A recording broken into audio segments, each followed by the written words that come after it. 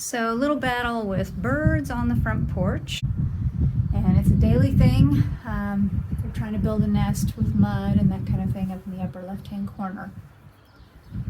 So close-up shot shows you kind of what we're dealing with here. So I thought, well, what if I could create, a little wedge that would keep them from being able to build a nest. So after measuring it out and making sure that I had the right dimensions, I thought, well, we'll try, it's about a 7-inch long, 2.5-inch base, about 3-inch high wedge that I created on Tinkercad. And we'll just see how this does. It's pretty heavy.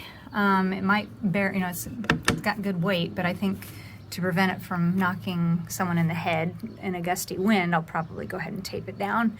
And I'm going to predict that they're pretty smart. They may try to build in this corner, and if so, we'll just have to create another print wedge, maybe for the entire length of the window. But in any case, it'll be really hard for them to build a nest at this angle, and it's not going to be very enticing for them. So I call it the Battle of the Burge.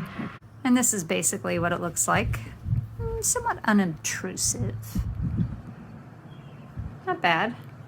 So the follow-up story is that I ended up having to go ahead and create 3 more wedges to prevent the birds from nesting up here because they were diligent. The next nest was built here, I put a wedge there. The next nest was built here, I had to put another wedge.